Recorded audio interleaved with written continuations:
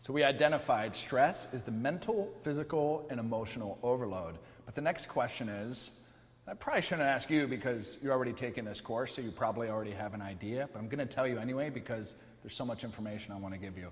The reason why we should care. Why should we care? Why should you care about managing your stress effectively?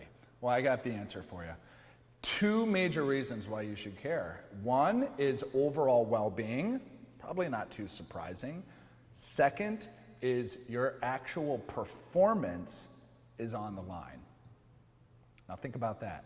You may be an athlete, a dancer, a musician, a business person, high executive, actor or actress, and if you're stressed out, your performance could be on the line.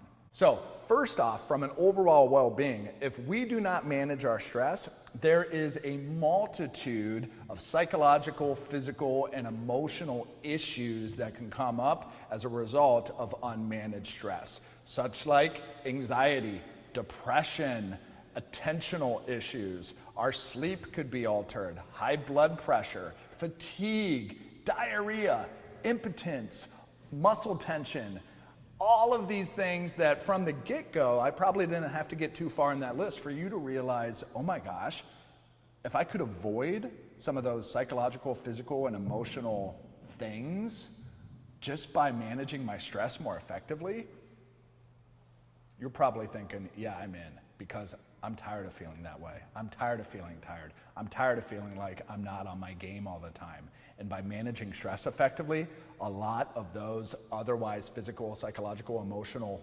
issues will also start to subside. That's from an overall well-being perspective. Now let's take a look at your performance. You get up every single morning and you go and you perform in some type of capacity. I'm performing right now, you go into work and you perform in some type of way as well. Didn't you know that there is actually a relationship between our overall energy level, which we can kind of define as stress, and our ability to perform? So if you take yourself back to middle school, that basic XY axis, where on the x-axis we have energy and on the y-axis we have performance. And what's interesting is if you graph the relationship between energy and performance, it creates an upside down U. So what does that mean? Well, essentially, if you're over super duper stressed out, anxious, panicky, your performance is going to be low. If you're so anxious, so stressed out that you start to become fatigued, unmotivated, and depressed, guess what? Your performance is also going to suffer. So an ideal level is up here in the middle. Now, it's not always going to work that way, okay?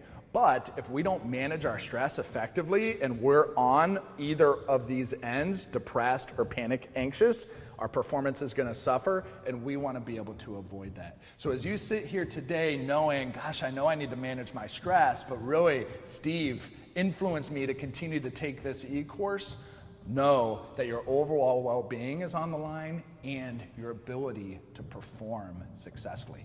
That is what is at stake if we don't continue to learn tips, tactics, and strategies to more effectively manage our stress. But guess what? You're here. So you're committed to that. And that's what we're going to be committed to the rest of this program.